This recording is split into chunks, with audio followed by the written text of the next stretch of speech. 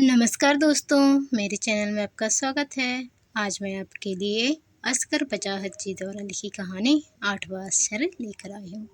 कहानी बेहद ही अच्छी है। आप कहानी को पूरा ज़रूर सुनिएगा। चैनल पर नए आए हैं, चैनल को सब्सक्राइब कर बेल आइकन को क्लिक कर लीजिएगा। लड़की खूबसूरत थी, इतनी कि अगर किसी छोटे शहर में होती तो किसी मंत्री पुत्र ने उसे उठवाने की कोशिश ज़रूर की होती, या उसके नाम पर 2-4 बार चाकू चलते। अगर नहीं तो कम से कम 150 कविताएं तो लिखी ही जाती, 5,000 प्रेम पत्र मिलते। अगर बहुत बड़े शहर में होती तो फिल्मों और सीरियलों में काम के ऑफर मिल गए होते। विज्ञापन एजेंसियों में गुरु घंटालों ने डोरे डाले होते। साहित्य, कला, संस्कृति प्रेमियों से बच जाती तो रंगमंच और नृत्य वालों ने तो छोड़ा ही ना होता। मतलब यह है कि लड़की खूबसूरत थी, यात्रा में थी और साथ उसका पति था, या हो सकता है होने वाला पति हो, या ये भी हो सकता है कि कभी ना हो पाने वाला पति हो। लड़की को देखकर सुरूर चढ़ता था, ऐसा जैसे एक छोटा पैग लगा लिया हो। लड़के को देखकर लगता था किसी ने छोटे पैग में नींबू निचोड़ दिया हो। लड़की की उम्र करीब 20-21 रही होगी। उसके साथ लड़का 28-30 के करीब का था। दोनों में रंग उड़ी नीली जीन्स जैकेट, एक रंग और डिजाइन की जूती पहनी थी। दोनों ने घड़ियां भी मैच करती हुई लगाई थी। दोनों का जोड़ा बड़ा फब रहा था। हो सकता है मैं केवल मर्दों के नजरिए से कह रहा हूँ, लेकिन लड़की लड़के के मुकाबले गजब की चीज थी। उसके सीधे रेशमी बाल, लंबे बाल कंधों पर पड़े थे और जेवर के नाम पर नाक में बस हीरे की कील थी, जिसकी चमक कल्पना के हिंद महासागर में उतर जाने के लिए काफी थी। चेहरे पर बेफिक्री और मस्ती थी। जीन्स और जैकेट में उसका शरीर फुलझड़ियाँ छोड़ता सा लग रहा था। लड़की और लड़का हम दोनों को ट्रेन पर ही दिखाई दिए थे। दिल्ली से वे भी हमारी तरह ताज एक्सप्रेस में बैठे थे, और जैसा कि अनुमान लगाने को भी जरूरत नहीं है, आगरा देखने जा रहे थे। मैं ट्रेन में भी लड़की को घूर रहा था। मुझे 1-2 बार पत्नी ने टोका भी था। पत्नी जब भी मुझे लड़कियों को घूरती पाती है टोक देती है। ये टोकना, आंखों के भाव, वे सब कुछ कह देते हैं, शायद जुबान भी न कह पाती। सामने की सीट पर तो नहीं, लेकिन लड़की ट्रेन के डिब्बे में ऐसी जगह बैठी थी कि उसे सीधा देख सकता था। मेरे पास पत्नी बैठी थी। पत्नी की गोद में मुन्ना सो रहा था, और पत्नी के बराबर 7 साल की मुन्ना यानी हमारी बेटी बैठी थी। सब परिवार आगरा घूमने का ख्याल पत्नी के दिमाग में आया था। कारण यह था कि मुनिया को आगरे का पाठ अच्छी तरह समझाने के लिए आगरा दिखाना जरूरी है। मेरे लिए सब बराबर था। अगर पत्नी के बजाय मेरठ कहते थे तो दूसरी ट्रेन पर बैठ जाता, बीकानेर कह देती तो तीसरी पर बैठ जाता, और इटावा कह देती तो चौथी। मतलब यह है कि मैं ऑफिशियल ड्यूटी पर था। चाहे जिस नेचर का काम होता, मेरे लिए सब बराबर है, यानी सब ऑफिशियल होता। गाड़ी के आगरा पहुंचने से पहले ही हमारे डिब्बे में कंटैक्ट टूर वाले आ गए थे। चूंकि उन्होंने बताया था कि सरकारी है, इसलिए ज़्यादातर लोगों ने उनसे टिकट ले लिए थे। स्टेशन के बाहर ही उनकी बस खड़ी थी, और उतरते ही हमको बस का नंबर बता दिया गया कि जाओ उस पर जाकर बैठो। बस तक हम लोग जल्दी पहुंच गए थे, कुछ बाद में पहुंचे। अब इत्तेफाक से स्थिति ये पैदा हो गई कि वे लोग जब बस में आए तो उन्हें एक साथ बैठने के लिए सीट नहीं मिली। दोनों कुछ परेशान हो गए। मैंने ये परेशानी भांप दी और अपनी खिड़की वाली सीट छोड़कर पत्नी के बराबर आकर बैठ गया। मेरे ऐसे करने पर लड़की ने थैंक यू या इसी किस्म का कोई शब्द बोला था। लड़का खामोश था। मैंने दिल ही दिल में कहा था, अरे इस पर क्या थैंक यू कर रही है? अभी तुमने मुझे देखा कहाँ है? आजकल के ज़माने में तुम्हें मेरे जैसे आदमी मिलेंगे कहाँ? ये तो तुमने मेरी एक झलक भी नहीं देखी। देखो, सहारा के रेगिस्तान में ऊँटों का एक कारवां चला जा रहा है। नीचे झुलसा देने वाली रेत है और ऊपर तपता हुआ सूरज है। ऊँटों की जवानें लटक आई हैं। हबसी गुलाम नाकों को पकड़े इस तरह चल रहे हैं जैसे शताब्दियां बीत गई हों उन्हें चलते चलते। एक ऊंट पर हाथी दांत की महफिल है, उस पर चीनी रेशम के पर्दे पड़े हैं, वह गुलाब के इत्र से महक रही है। उसके अंदर तुम एक चीनी सी नकाब डाले बैठे रेगिस्तान में कुछ देख रही हो। तुम्हारा जिस्म इतना नाजुक है कि उस परछाई भी बोझ लगती है। फर्ज करो तुम्हारा बाप अब्दुल कद्दूस बिन हसन हीरे जवाहरात का व्यापारी है और इस्तांबुल से हेरात जा रहा है। अचानक कारवां रुक जाता है। कारवां में एक आदमी तुम्हारे बाप अब्दुल कद्दूस बिन हसन की हत्या कर देता है और तुम्हारे साथ बलात्कार करना चाहता है। उसी वक्त एक अदना सा गुलाम यानी मैं एक छोटी सी तलवार लेकर उसे ललकार दूं। वह मेरी तरफ देखकर हंसता है और अपने आदमियों से कहता है कि इस सिरफिरे को मसल डालो, लेकिन जल्दी ही उसे मेरे मुकाबले के लिए आना पड़ता है। तलवारें ऐसी गूंजती हैं कि ढलते हुए सूरज की रोशनी मंद पड़ जाती है। खलनायक की भयानक चीख और तुम मेरे पसीने से भीगे चौड़े चकले सीने पर से रखकर सिसकियां लेने लगते हो। मैं कहता हूँ, नहीं हसीना, मैंने तुम्हें जीतकर एहसान नहीं किया है। तुम आज़ाद हो, जिसको चाहो अपना सकती हो, लेकिन तुम मेरे कदमों पर। सुनो जी, इस तरह तो घूमने का कोई फायदा नहीं है, पत्नी ने कहा। क्यों, क्या बात है? मैं चौंक गया। आप क्या सोचे जा रहे हैं? मुनिया को बताते जाइए ना, आप तो आगरा कई बार जा चुके हैं। हाँ हाँ, सुनो बेटी, वो रेगिस्तान है। रेगिस्तान? पत्नी ने हैरत से कहा। ओह सॉरी, मतलब शहर है। पत्नी बुरा समझ बनाकर बोली, मुनिया तुम मेरे पास आ जाओ। और उन्होंने मुन्ने को मेरे गोद में दे दिया। कंडक्टेड टूर शुरू हो चुका था। ऐतिहासिक इमारतों के सामने बस रुकती थी, सब उसमें से उतरते थे। गाइड अंग्रेजी में बताना शुरू करता था। कुछ पर्यटक विदेशी भी थे। गाइड का पूरा ध्यान उनकी तरफ था। वह जानबूझकर कुछ उल्टे सीधे तथ्य बताकर उन्हें हंसाने की कोशिश भी कर रहा था। लड़की और लड़का भी ग्रुप के साथ थे। मैंने पाया कि वे आपस में अंग्रेजी में बात कर रहे थे। इस पर बहुत आश्चर्य होने की जरूरत नहीं थी, लेकिन फिर भी मुझे लगा था कि वे आपस में तो उस भाषा को बोलते होंगे जो उनके देश की भाषा होगी, यानी गुजराती, बांग्ला, तमिल और कुछ और। वैसे ये दोनों किसी ऐसी जगह की लग भी नहीं रही थी जहाँ लोग सिर्फ अंग्रेजी बोलते हैं, क्योंकि वे हिंदी बड़ी सरलता से समझ रहे थे। कंटेक्टेड टूर की गाइड की बातें धीरे धीरे बर्दाश्त से बाहर हो रही थी। वह इतिहास नहीं जानता था। यह बात बर्दाश्त से बाहर नहीं था, बल्कि यह थी कि वह इतिहास पुरुषों का ही नहीं, हर उस चीज़ का मखौल उड़ा रहा था जो शानदार थी। मिसाल के तौर पर फतेहपुर सीकरी में वह अकबर बादशाह की पत्नियों का जिक्र निकाल बैठा। हरम की बातें चटखारे ले लेकर सुनाने लगा।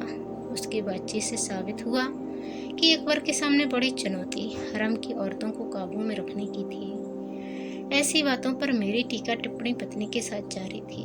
मैं पत्नी को समझा रहा था कि यह षड्यंत्र है। देश को अपमानित करके पैसा कमाने का काम कितना घृणित है। यह गाइड जो अकबर की बर्बरता के किस्से सुना रहा है, यह क्यों नहीं बताता कि 16वीं शताब्दी में उस जैसा उदार और सहिष्णु राजा पूरे यूरोप में नहीं था। ये बातें सुनकर कुछ देर पत्नी खामोश रही, फिर बोली, तुम अभी चुप रहो, तुम्हारी बातें घर में भी सुनी जा सकती हैं, अभी गाइड की बातें सुनने दो। मुझे पत्नी पर गुस्सा आ गया और मैं चुप हो गया। अब गाइड से मेरे खामोश सवाल होने लगे। मेरे हर सवाल पर गाइड उंगली झांकने लगता था, क्योंकि उसके पास जवाब नहीं थे। गाइड बता रहा था, यहाँ बादशाह शतरंज खेलता था, मोहरों की जगह लड़कियाँ बैठती थीं और जो मोहरा पिट जाता उसे कत्ल कर दिया जाता था। सच, बूढ़ी अंग्रेज और अमेरिकन औरतों की आंखें फट गई रही थीं। गाइड मुस्कुराया, जवाब में बेबी हंसी। बर्बरता, एक फुसफुसाई। मैंने दिल में तय कर लिया कि गाइड की लिखित शिकायत करूँगा, लेकिन लिखित शिकायतों पर होता क्या है? देश में कागज़ की कमी है और सरकार के पास इतने कार्यालय नहीं हैं जहाँ शिकायती चिट्ठियाँ रखी जा सके। गाइड से मेरे खामोश सवाल शुरू हो गए। मिस्टर गाइड, क्या आपको मालूम है कि 16वीं शताब्दी में हमारे देश में लोहे का उत्पादन यूरोप से अधिक था? गाइड की आंखें हैरत से फटी की फटी रह गईं। यही नहीं गाइड महोदय, आपको मालूम है कि अकबर जिस कक्ष में खाना खाता था वहाँ उसने ईसा और मरियम की तस्वीर लगा रखी थी, जबकि वह ईसा ही नहीं था। गाइड महोदय, आप कुछ बोलना चाहते हैं? बोलिए, गाइड ने कहा। इसमें संदेह नहीं कि अंग्रेज हमसे श्रेष्ठ थे। उन्होंने 50 साल के अंदर लगभग पूरे देश पर अधिकार जमा लिया था। गाइड महोदय, अपने पंडित सुंदरलाल को पुस्तक भारत में अंग्रेजी राज पढ़ी है? खैर, ना पढ़ी होगी, लेकिन पुस्तक में स्पष्ट लिखा है कि आदिम और बर्बर जातियों ने सदा सभ्य और विकसित जातियों पर विजय पाई है। गाइड महोदय, क्या आप जानते हैं गुलामों के घृणित व्यापार में इंग्लैंड की महारानी की पूंजी भी लगी हुई थी? महोदय, अवसरवादिता, छल कपट द्वारा स्वार्थ सिद्धि, मनुष्य विरोधी कार्य, छीना झपटी को आप चाहें तो सभ्यता कहें, संसार तो नहीं कहेगा। यहाँ बादशाह जंगली जानवरों की लड़ाई देखता था, यहाँ बैठकर बादशाह संगीत सुनता था, यहाँ बैठकर शराब पीता था, यहाँ सोता था। मैंने पत्नी से कहा, यह क्यों नहीं बता रहा है कि अकबर की लाइब्रेरी में 24,000 किताबें थीं। उसने महाभारत और रामायण का फारसी में अनुवाद ही नहीं कराया, उस पर चित्र भी बनवाए थे।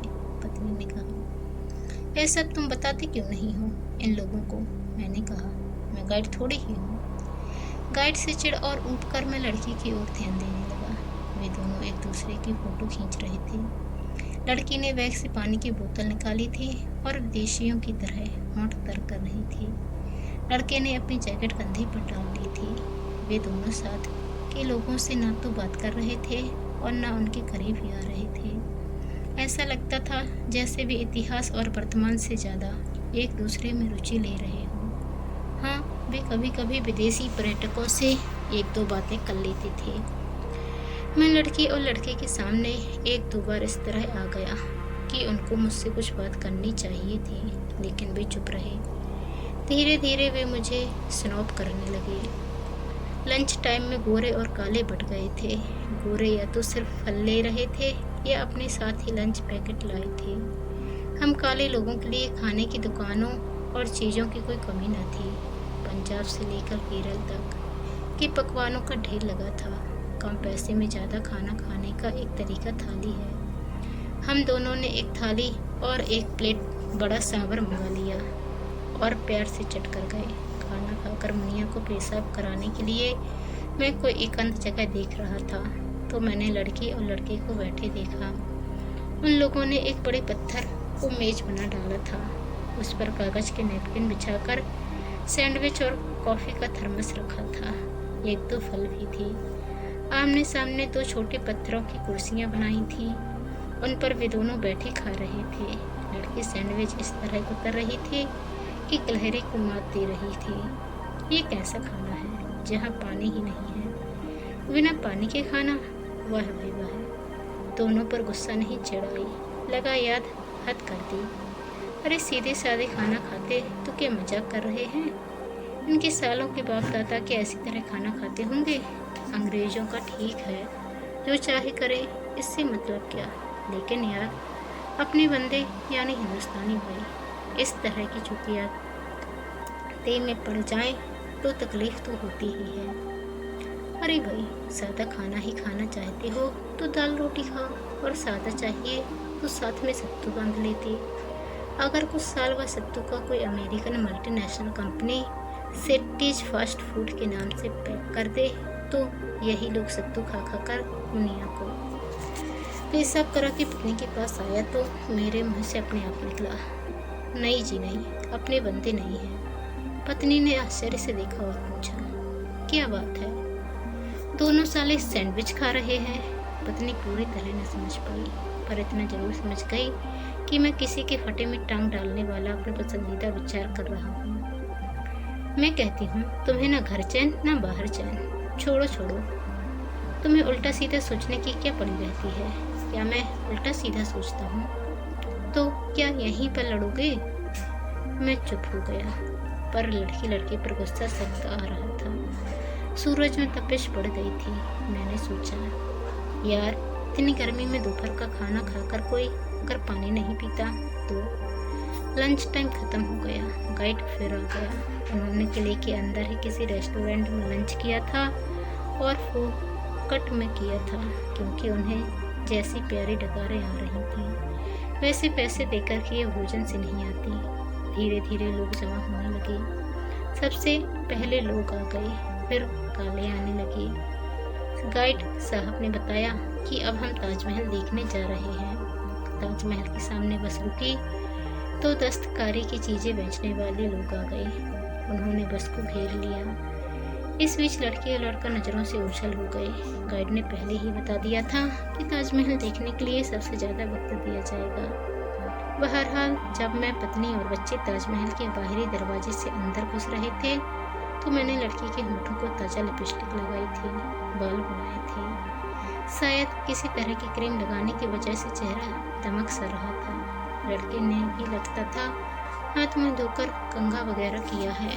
वे दोनों ताजमहल देखकर विदेशी पर्यटकों की तरह खुश हो रहे थे। गाइड ताजमहल की सुंदरता और उसका महत्व बताने की कोशिश कर रहे थे, लेकिन अफसोस कि गलत जगह पर, यानी ताजमहल के सामने कर रहे थे। ताजमहल देखकर हम लोग बाहर निकले और बस की तरफ बढ़े तो संसार का 8वां आश्चर्य देखने को मिला। बस के पास चाट वाले ठेले पर लड़की और लड़का गोलगप्पे खा रहे हैं। मैं उन्हें पहले तो एकटक देखता रहा, फिर मुस्कुराया, फिर हंसी आ गई, फिर पत्नी की तरफ देखा। पत्नी उधर वहीं देख रही थी। उन्होंने मुझे अपनी तरफ देखते पाया तो बोली, इससे बड़ी सुंदरता की कल्पना नहीं की जा सकती। मैं चाट खाते जोड़े को देख रहा था। मैंने कहा, हाँ, इससे बड़ी सुंदरता की कल्पना नहीं की जा सकती। तो दोस्तों, आपको ये कहानी कैसी लगी कमेंट कर जरूर बताएं। चैनल पर नए आए हैं तो चैनल को सब्सक्राइब कर बेल आइकन को क्लिक कर लें। धन्यवाद। जय हिंद।